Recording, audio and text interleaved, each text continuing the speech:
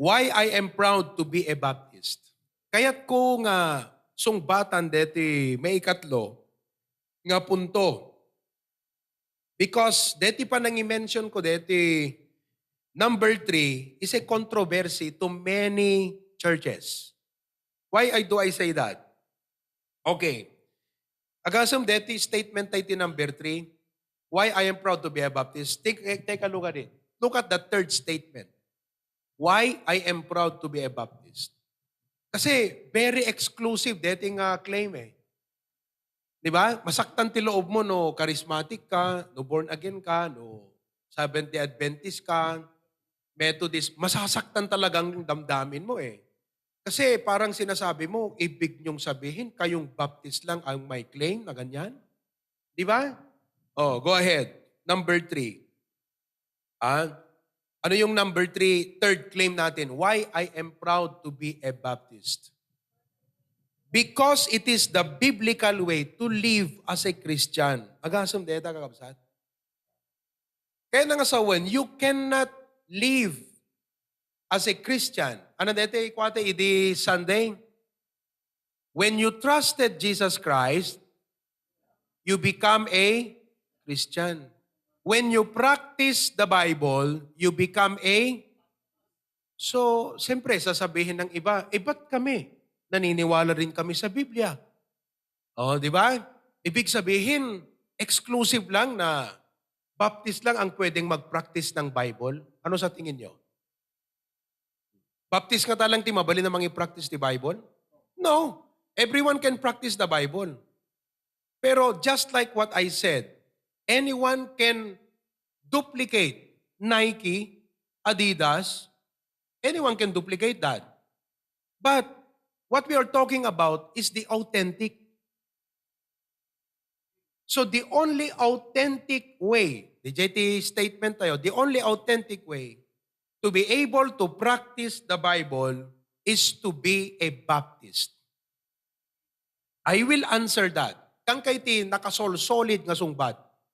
No apay nga daytoy kat claim tayo kakabsat, of which dapat clear kada kayo because this will add esteem to you as a Baptist. Ikan nakat esteem, anat esteem kakabsat. Dete sanga, esteem. Stem pala stem. Oh, no esteem ko na tayo, dete tiriknam kat hang nga dete kasla ordinary lang okay na ako dyan. Kundi, it gives you esteem, a sense of pride. Hang nga dete, that is a pride, but it is a sense of dignity nga and honor na Baptist ka. Nga nga dete, adangamin di kita napangas ngem angin. So, madidijay, proud ka nga Baptist, tunus damaganda, kagat di mo mutamong batan. So, napangas nga angin, dijay. Pero pag sinabi mo, well, ako, naniniwala ako, if you really want to practice the Bible authentically, be a Baptist. Kung nadaging, kahit mga sawan, dahil lang nga Baptist, authorized kan authentic, nga mangi-practice the Bible. Well, anyone can duplicate Nike, anyone can duplicate LV or Gucci or any kind of branded, reputable brands. Pero ang pinag-uusapan dito, yung authentic. So, I will give you solid answer on that. Maawatan nyo, Jay, argument tayo itakabsat? Do you get the issue right now? Okay. Apay nga i-claim tayo nga Baptist lang iti authentic way nga mangi-practice the Bible. You cannot practice the Bible and be a Catholic. Kasla di may isang nga binisbisitak di pasugin ni dinabayag. Kat professional da nga gasawa. Retired teacher di asawa na. Clear kadakwada di pa nang explain ko salvation. Clear kadakwada, follow up ko. Hindi ko ang kakabsat, awisik di kapilya. Tingnan nyo awisik di kapilya. Di problema kakabsat, isuna, Knights of Columbus. So, no Knights of Columbus kaya nasawan, warrior, knights eh. Pero ibig sabihin, talagang, may tungkulin ka sa simbahan. So, kung in-discuss ko pa may panggap ti idols Idols, di kita images. In-discuss ko may panggap ti Mariolatry. In-discuss ko may panggap iti, dete komunyon nga transubstantiation, amoy amin di gidya, amen? Tatta ko naking ko na, sir, ma'am, upon learning the truth, kunak kanya na, you need to stand for the truth. Umay kay church. Kuna na kanyak, pastor, all of your teachings to me are acceptable to me and they are clear to me. But it's not easy for me to, amudak diti pasukin. Mawatam dahil ko sa wen. So, kung nagkingkwa na, how can you then practice the Bible and still go to the Catholic Church? Amom ti right prayer, taos mapangkaglwalo, how can you practice the Bible and be a Catholic? Ala, take that for example. So, kaya nga sa word, if you want to practice the Bible, be a Baptist. Because only the Baptist practice the truth, the Bible. Kasi amo abaling ibaga nga, Pastor, di kad mabalin nga, mamati aklat ta Biblia, ang inaklat at Katoliko. Okay. Okay, go to Catholic. Now, how can you pray right? Can you pray? Noglwalo dayan ta bulto. Alangan ako naman kat isu dalatan. Then that makes you a what? Hypocrite Catholic. That makes you a hypocrite Catholic. Adakad dyan, di ka conform ti pusom kadakwada. Di ka, hipokrito ka lang ang Katoliko. Maawatan nyo ni Jacob, sir? How can you practice the Bible by being a Catholic? How can you practice the Bible by being an Iglesia ni Cristo? Can you really practice the Bible by being an INC? I will prove that. Can you practice the Bible by being a Seventh-day Adventist? Can you practice the Bible by being what? Mormons? You can only practice the Bible by being a Baptist. Magets you the argument tayo absad? Now, I'll give you two strong, solid answers in the form of a question. Okay? In the form of a question. Ito. Okay? So, question number 1. Question number 1. Oh, ito ang unang tanong. Dahil yung claim natin, okay, you cannot practice the Bible or being a Christian without being a Baptist. So, anaka digiti dapat nga kala issues kay discuss tayo dito. Number 1, go ahead with the question. Oh. Kasi, siyempre, mapaparatangan tayo, exclusive lang ba ang Bible sa Baptist lang? Well, let's find out. Let's find out. Question number 1. Everybody read. If you're going to follow biblical baptism, what baptism? Kasi sabi nila, Baptist lang ba ang pwedeng mag-practice ng Bible? If you're going to follow biblical baptism, what kind of baptism? Hindi. Catholic baptism? Kung gusto mong sundin ang biblical baptism, sa Katoliko kang magpapabaptize? Kaya, hindi pwedeng sundin mo ang Biblia bilang Kristiyano na hindi baptist ang hahantungan mo eh. Kasi hindi mo pwedeng sabihin, okay, I believe the Bible, pero doon ako sa Catholic. Hindi pwede. I believe the Bible, pero dito pa rin ako sa INC. Gets nyo? I believe the Bible, pero dito pa rin ako sa Methodist. I believe the Bible, pero dito pa rin ako sa UCCP. But if you believe the Bible, the biblical baptism is Baptist baptism.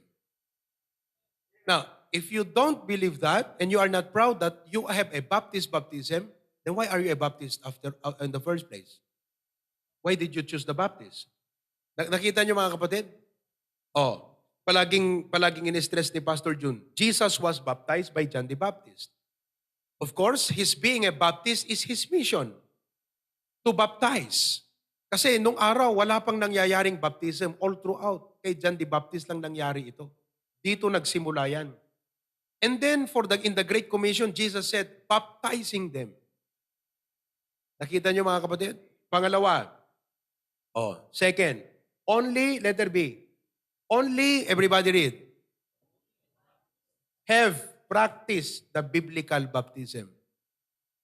Only the Baptists have practiced the biblical baptism. No, biblical ko natin amin. DJ baptism nga mayataday yan ti sa utiapo, yan ti Biblia. Okay? Now, anada ka digiti, may practice nga baptism ita, nga na mayataday iti Biblia.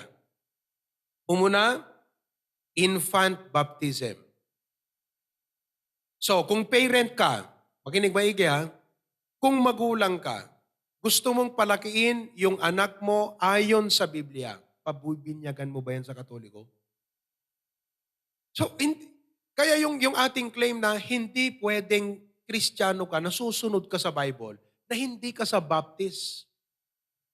Kasi hindi pwedeng sumunod ka sa Bible na sa Catholic ka.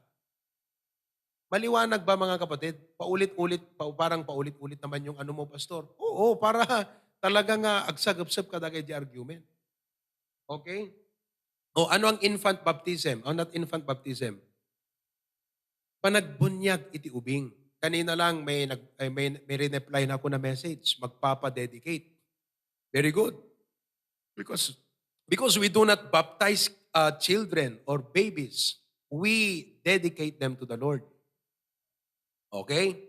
O ano pa? Maling baptism. Pangalawa, baptismal regeneration. Basahin nyo, go. Or,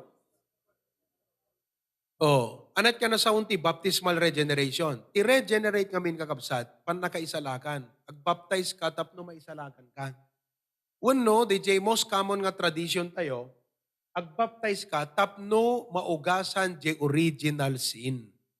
Ano di je original sin? Sino kada kayo di makaamo, dede ko na nga original sin. What is the original sin? Adam's sin. So, Adam's sin had been passed. Di ba? Naipasa. And because Adam's sin had been passed, kailangan pagpanganak daw ng bata, edi kinakailangang mabinyagan para mawala yung original sin. Now, would you say, I am following the Bible the Catholic way? Pwede ba yon? I will follow the Bible the Catholic way. That would be contrary. Because the Catholic way is to baptize infants with the goal to remove the original sin. Ang baptism sa Bible, Jesus was not baptized for his sins to be removed. Naintindihan niyo mga kapatid? So, itong claim natin na you cannot live as a true Christian and a Bible follower without becoming a Baptist. Because, awan sa bali nga papanam nga surutag ti Biblia ko na ingka nga rodyan ta Katoliko, ingka nga rodyan ta Iglesia, tapno surutom ta Bible. Mali eh. Baptismal regeneration, panakaisalakan. INC the same way. Ano ang teaching sa INC?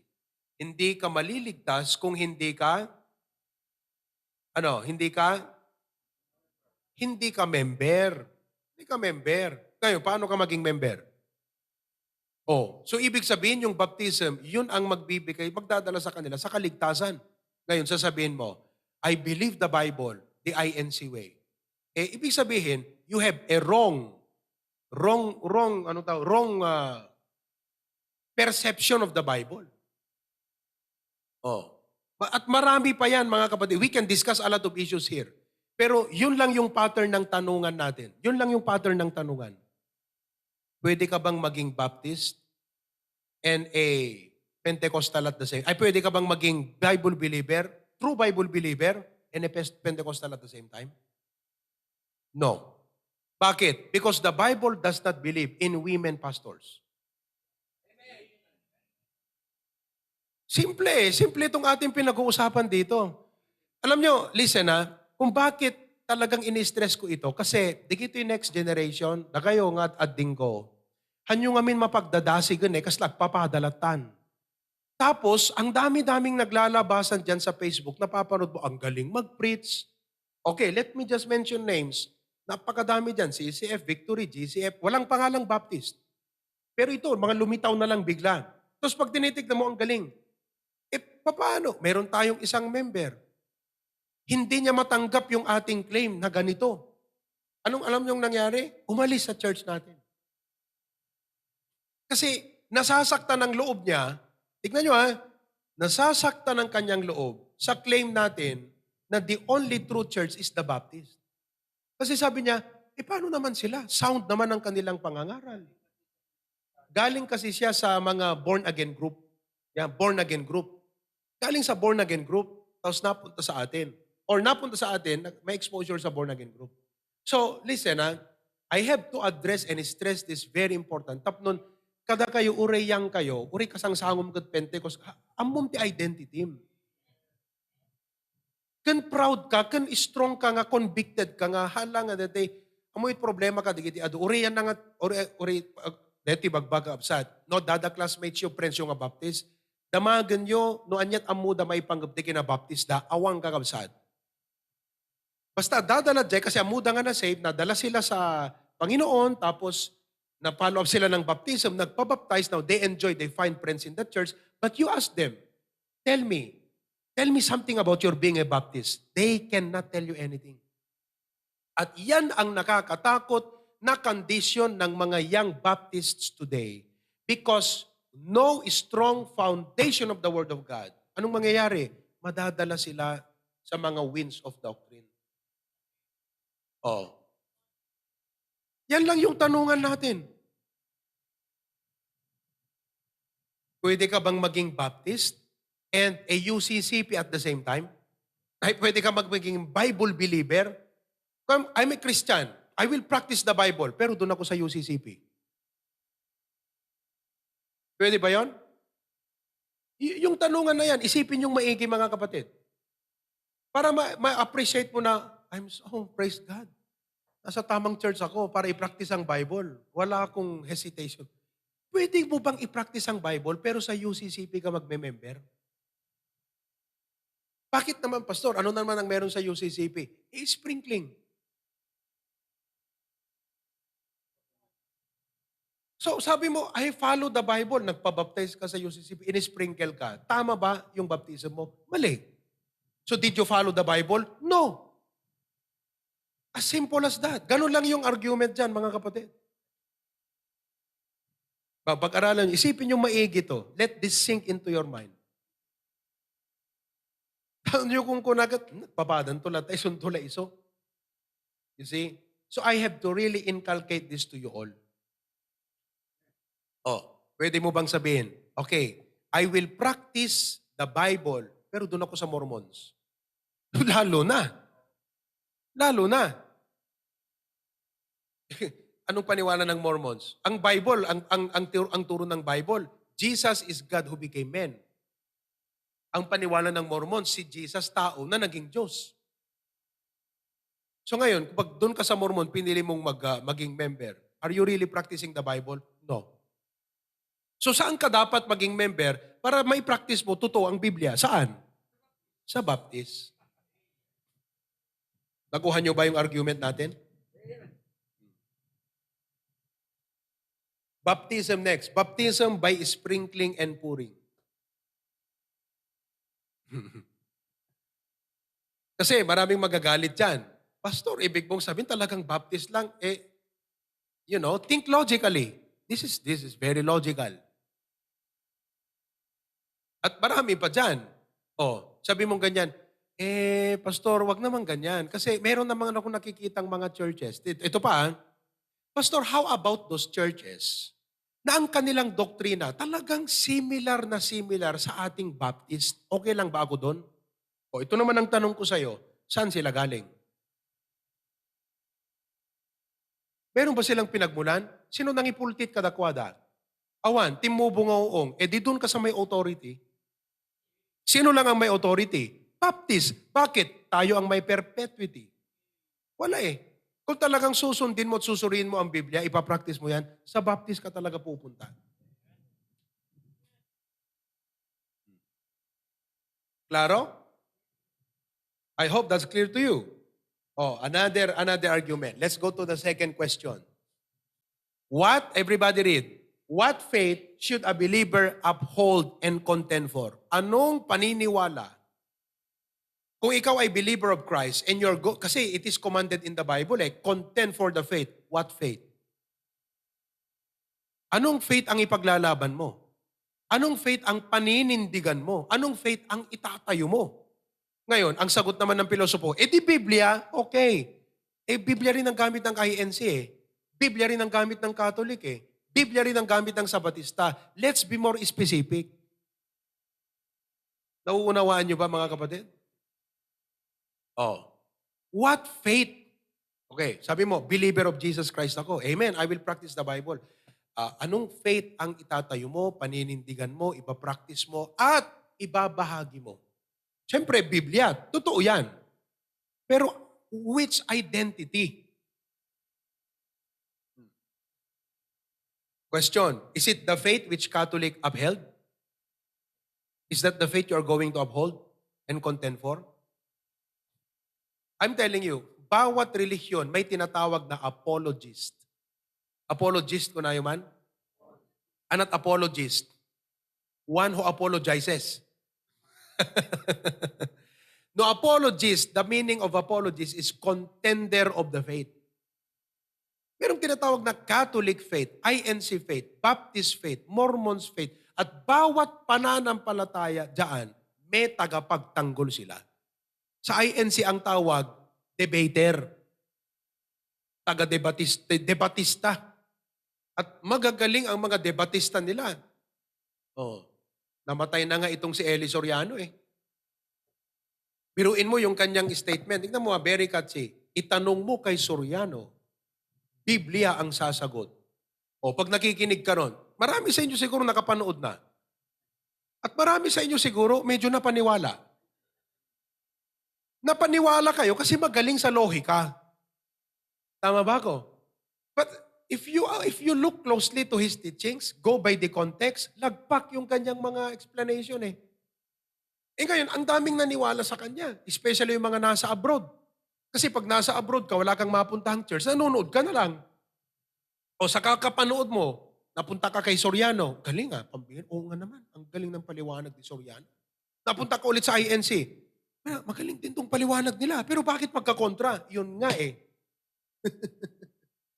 So merong Eli Soriano faith, merong INC faith. So anong faith ang ipagtatanggol mo? Is it the faith that the Catholics upheld? Is it the faith that Mormons upheld? Is it what the INC upholds? Is it what the Seventh-day Adventists uphold? Or is it what the Baptist upholds? Anong faith ang dapat ipagtanggol ng isang believer? Oh, eto bigyan ko kayo. Para hindi kayo malito. Okay, Pastor. Kasi ngayon, ang dami niyong makitang churches. Ilimit lang natin. Magsimula tayo sa history. In centuries past, dalawa lang yan. Nung una, dalawa lang yan. Catholic faith and Baptist faith. Dalawa lang yan. Are you listening? So, wala pang mga charismatic nung araw. Walang born again, walang mga Church of Christ, walang mga Mormon, Sabatista, Nabay, Rizalista, ano ba? Walang mga Rizalista, Marcoslista. Walang mga ganyan pa nung araw. Pagdating, listen maliban sa Islam, pagdating sa tinatawag na quote-unquote Christian faith, dalawa lang ang pinagpipilian ng tao nung araw. Katoliko o Baptist. Naintindihan niyo mga kapatid? Okay. Later on, centuries later, pakinggan niyo maigi ito. Kasi, di problema kaming kakabsat, malitlito tayo, gaputahan tayo amo di history.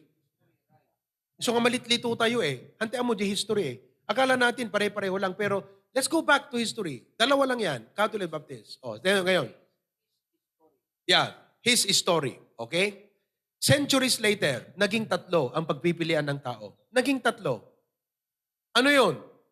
Baptist faith, Catholic faith, and Protestant faith. Ngayon, itong madaming nakikita nyo ngayon na hindi naman Katoliko, hindi naman Baptist, at hindi rin naman kulto, mga Protestante na yan. So dumami ang option ng tao. Pero ang pinag-uusapan, what faith? Originally, dalawa lang yan, Catholic o Baptist. So ibig sabihin, itong mga later, magkit kita itatang kakabsat, later, wala yan. That's nothing. Pastor, ang sakit naman nun. Wala. That's the truth. Ito mga kapatid si Sir Isaac Newton, kilala mo ba siya? Sino siya? Sir Isaac Newton, anong sabi niya? The Baptists are the only body of known Christians that have never symbolized with Rome. Ano dito tuktukoy ng Rome? Roman Catholic. Ang history kasi ng Katoliko, ganito yan. They believe Peter to be the foundation upon Jesus built the church. Di ba yung Matthew 16:18? And I say unto thee, Peter, and upon this rock I will build my... So ang history at doctrine ng Katoliko, si Pedro ang naging pundasyon kung saan itinayo ni Kristo ang church. And they believe na si Peter ay namartir o pinatay doon sa Roma. Kaya nandun ang tawag na Roman Catholic. Kasi Rome. Naintindihan nyo na mga kapatid? Okay. Now, ipakita ka na kay deti very popular kadagiti adu nga baptist nga makungkuna nga Trail of Blood. Tignan nyo maigi, Trail of Blood. Makita yo? Anyway, dadamot asidag nga monitors tayo dito, aya. Dakayan ta Zoom, kita nyo lahat nga medyo mira na screen yon. Okay, i-explain ko kada kayo kasi adothan na makaamo deti makuna nga Trail of Blood. Apay nga Trail of Blood? Apay nga Trail of Blood? No trail ko na tayo nga main. It's a pathway. Dalan. So, at dati ka, dito nga parten kakabsat, dito nga tawen, so nung makita yun, di nga to, 100, 200, these are centuries. So, dito 100, bali ng rugi, iso na ti AD 1 to AD 100. Ti pa ng rugi ti first century, kadeto 101 to 200. Detat pinangrugi ti first century. Nawatan nyo? Isong agsidsid daw kayo, apay nga 21st century, itagat bilang nga 2020 to 21st century. Kasi ganun ang bilangan. Deti kat 81 to 100, hampay nga per century. Nang rugit per century, 101. Nalpas ti 1 century, nalpas ti 100 years, idinalpas ti 100 years, isut pa nang rugit ti first century nga maguna. Okay. Per century, second, third, fourth, fifth, aging gana di jay kakabsat, 19th century, 20th century, we are now in the 21st century. So, makita yun 100 years, di kito, itikit ng asawan. Sagsasang agasot katawan. Now, di kito makita yung nalabaga kakabsat, di kito Baptist. Okay? Throughout the centuries. Apa yung kulay red? Because it symbolizes blood. Blood that was shed, in other words, Baptist martyrs. In every century, aduti Baptist martyrs. Pinatay da nga Baptist. Okay? Now, nung makita yung tibaba, makita yung tababa, di kita Montanists, Novatians, Puritans, Paterins, Meltites, Waldenses. Pastor, apa yung kita? What is that? It's called nicknames. What is the first nickname of the Baptists? No. Christians. The first nickname that was given to the Baptists were Christians. They were called Christians first in Antioch. Who named them Christians? Sino itinangipanaga na Kristiyano kadigitoy followers of Jesus? Who were the Baptist kind? Okay? Who named them Christians? Sino tangipanagan kadakwa na Christian? Was it Jesus? No. Was it the Apostle Paul? No. Who named them Christians? The enemies. So we call it nickname. Kaya ang salitang Christian, nickname. Although nasa Biblia yan, pero hindi Panginoon ang nagsabi na Christian ka. It was a nickname given by the enemies. So in the same way, dikito yung nga, Novatians is called nickname. Who called them Novatians? Their enemies. Bakit? Because they named them after their influential leader, nga Baptist, Novacio. Dikita follower ni Pastor Novacio. Novatian, dikita. So kung baka sa ating panahon, okay, dikita bungbunga ni Pastor June Cadelinya. Dikita Junations. Parang ganon. Junites. Cadelinyans. So, the enemies gave a nickname to these Baptists. Kaya, kasi nung araw, nung nag-aaral ako sa Bible College, dito mga may na-explain una, kasta iso nga, or isa, dikat, nagredwarak ti Bible College kabsat, kajak na awatan ti Baptist Distinctive Trail of Blood. Iso agyaman kayo tamay explain ti kastoy sa totoo lang. Uri di kiti adu nga pa pastor, Puere de los Buenos, ngam adut pa pastor nga Baptist, ngam dinamo ka kabsat detoy. Amo na Trail of Blood, ngam na may paliwanag. Bakit? Kasi hindi na ipaliwanag lang maayo sa Bible College. You should be thankful. Mesa nga semestre nga dito kakabsat, one semester nga subject dito. I'm just so thankful that, I had to study a little deeper so I can understand and be able to explain it well. Oh, nakita yon? Oh, di kito yun eh. Ni Paterins. Oh, Paterins. Ni Pater. Oh, Pastor Pater. Kuna dagat, di kito Paterins. They named them after the name of their leader. So it's called nickname. Oh, naintindihan nyo na mga kapatid? Okay. Ito sila. Oh, Waldenses. Oh, gani Walden. Pastor Walden. So sabi nila, yung mga Waldenses, yan yung mga followers ni Walden. Pero mga Baptist yung mga yan. Okay. Now, ano naman digiti black? Ano naman digiti black? Digito yung black kakabsat, no amin kakasting illustration kat i-contrast mo red kan black, red is always the blood of Jesus, black is always evil. Parang ganon, di ba? So, digito yung black kakabsat, they're called irregular churches. Bakit? Digiti members, unod churches nga Baptist, ngam nagsabsabalit doktrina da. So, we mark them as black. Gets nyo? Okay. So originally, it was these early Baptists. Now, in 313 AD, dati badog ti 400. In 313 AD, ni Constantine kakabsat, nang angay isuna, iti may isang dakkel nga meeting. Inakyan ta Wikipedia kakabsat kasi I was looking at this a while back. Okay? Nang host isuna, nang preside, nang convene, nang preside iti maysa nga meeting, inviting all Christians. No Christians ko nam ngaminan, di kita'y nabrandan nga Christians because they preach Christ. Name from their enemies. Nickname. Nawatan nyo? Hello? Okay. So kunana, alright, let's convene a meeting. Nagayab ti leader.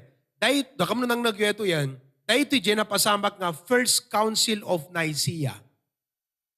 Iso nga adda di jay, ti Katoliko, di jay kunada nga Nicene Creed. Ano mo di jay siguro, hanggang unay nga ori Katoliko ka, di kat hanggang mga nagad-adalan, basta yung kalata makimisan, di ba? Ganun lang naman eh. Ganun ang karamihan. Basta okay na yun. Oh, First Council of Nicaea. Nicene Creed. So bishops came. The thing is this, sinot na pa nag-attend ka digitoy? Iso digitoy black churches. Those who departed from the faith.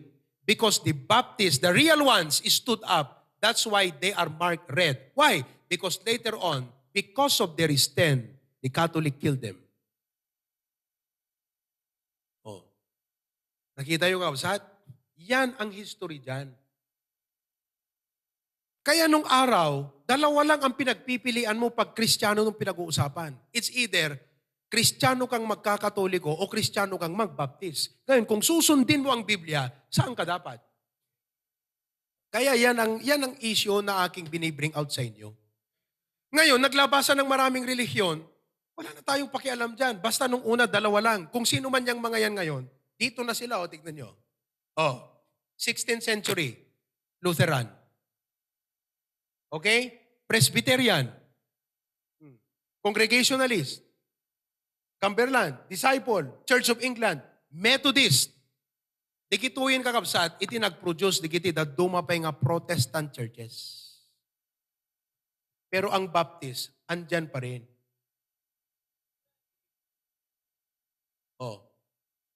So hindi po pwede kung talagang solid at strong doctrine ang pinag-uusapan. Amo baling ibaga nga, I will practice my Christianity. I will practice the Bible. Pero doon ako sa Lutheran. Hindi pwede. I will practice the Bible. Pero doon ako sa Methodist. Hindi ibig sabihin magpapasa ilalim ka sa sprinkling baptism. You are not following the Bible. Ganun lang. Nakita nyo na mga kapatid. Oh, ngayon ang dami na, di ba? Adutikas la kapadpada tayon. We call them baptistic. Pero ang ating ilalabas naman na issue diyan, saan sila galing? Tayo lang yung may perpetuity. Oh, why settle for them? Dapat doon ka sa authentic. Okay? Now, Baptist is not just a name. It is a faith to be upheld and it is a life to be practiced. I quote from Pastor Paul Chappell. Meron siyang statement dito. Sabi niya, ito, tignan niyo maigi ha. Oh, contending for the faith. That is in Jude verse 3. Sabi niya, contend for the faith. Contending for the faith is not privately believing true doctrine. So hindi lang yung I believe this doctrine. But it is publicly practicing it. So kung i-practice mo, I'm a Bible believer, ibig sabihin, doon ka sa Baptist. Holding forth the word of life, it's not just a matter of reading scripture, word of life. Ang dami ngayon, di ba? Ang galing magpaliwanag ng Biblia. Holding forth the word of life. It's not just a matter of reading scripture. It is living it out and offering it to others, even in the midst of an unbelieving culture. Now, and it was their practice in their beliefs that Baptists were persecuted and martyred. Gaputi pa nang i-practice ti Baptist, iti sa uti apo, ijay da nga na-persecute. Let me give you two historical accounts. Okay? Then I will close. Tapos na to. So nga, sana I discuss, mga 45 minutes to, nag-sink in sa inyo yung ating topic dito, mga kapatid. Okay? Actually, adadamot pang magkungigiti Baptist distinctives nga, di ko nakarudan kakabsat, ti prayer ko kat maisimplify ko, ti talaga nga makitak nga king ka, ti result na king ka, kat hala nga, baptisak ko nam, no, di kat ammum nga ilawlawag, di kinabaptis mo. Kan ammum nga sungbatan, no apay nga, baptis ka, agpada kay mo ti kasto, apay hang ka nga ijay. Ammum nga ilawlawag, da ijay. Okay? Now, at Zurich, after many disputations between Zwinglius and the Anabaptists, again, that's another nickname, the Senate made an act that if any presume to rebaptize those who were baptized before, so no, da ka no bang baptize di kita na bunyagan, sino tagbumbunyag ka di ide? Catholics. Sino ti agbaptize ka di kita na bunyagan? Baptist. So sila yon. Okay? If any presume to rebaptize, those who were baptized before, they should be drowned. Mailemes. So, Baptist faith, they stood for it. Okay? In contenda. At Vienna, many Anabaptists were tied together in chains. Igalot. That one drew the other after him into the river wherein they were all suffocated. Oh, gasam deta kakapsa. I mentioned ko sa ito di Sandaya. Next, in 1160, hanyo lang ito kopyan dito, tatidog dito. In 1160, a company of Paulicans. Sino dito yung leader da? Tinaga na Paulus. Paulus. So they were nicknamed Paulicans. Or they were Baptists, entered Oxford. This is a reputable university. Henry II ordered them to be branded on the forehead with hot irons. Detay, mabintaan. Okay? Publicly whipped, mabaot, through the streets of the city to have their garments cut short at the girdles and be turned into the open country. Ibig sabihin, exile. You have no place here. So, if you are a believer, you are called to stand up for the faith. Now, which faith? Kung ikaw aman ay mamamatay dahil sa pananampalataya, anong pananampalataya ang itinayo mo hanggang kamatayan? At anong pananampalataya ang dapat itayo mo, paninindigan mo hanggang sa kamatayan mo? Why don't you follow these people? They died as Baptists. And they died because they were practicing Baptists. Alam nga, baptism ako na nga, hindi kami mga members in churches, nagbaptize, maguna lang nga Baptist, that's all eh. Pero hindi nila talaga pinapractice yung biblical eh. Okay? So, they were turned into an open country. The villages were not to afford them any shelter or food. No villages ko na, Siyempre, agkamang dagadigito'y barbaryo. Anat utos ni Henry II, don't give them food. Don't offer your shelter. Don't open your homes for them. Close your homes. And they perished a lingering death from cold and hunger. Bakit itong mga taong to namatay? Dahil sa paniniwala. Anong paniniwala? Sa kanilang pagiging Baptist. So Baptist is not just a name. There is something behind that name. It's a faith. The biblical faith. So kung kuna, di Pastor Ramayan, if it is Bible, is Baptist. If it is Baptist, is Bible. Talaga nga may nagkakabsat. At you cannot be biblical without being a Baptist. Deta lang ti statement. Deta lang ti ipagpakaawat ko kada kayo kakabsat. Alam nyo nga na imbag deta. Adot naglikawan, deta explanation, pero yun lang yun. Ang mga baling nga ibaga nga, I will practice the Bible, ngam ijayak yan na charismatic. Ay, hindi. I will practice the Bible, pero dito ako sa hindi Baptist. Hindi. You can only truly practice the Bible by being a Baptist. Although maraming naging Baptist ngayon. Isungarod nga tinagan ko Bible Baptist kasi we establish nga we are Baptists according to the Bible. Kasi maraming Baptist na Baptist sa balit doktrina na. Adapay Seventh-day Baptist Church. Alam nyo ba sa Amerika? Ibig sabihin, ang gimong nila Sabado, Seventh-day Baptist Church. Oh, di ba? See that? So are you proud you're a Baptist? Oh. Are you going to die Baptist? Hanggang kamatayan ba yung pagiging Baptist mo? Amen ba mga kapatid? Oh, I hope nakatulong kada kayo dahil yung explanation data ng malim.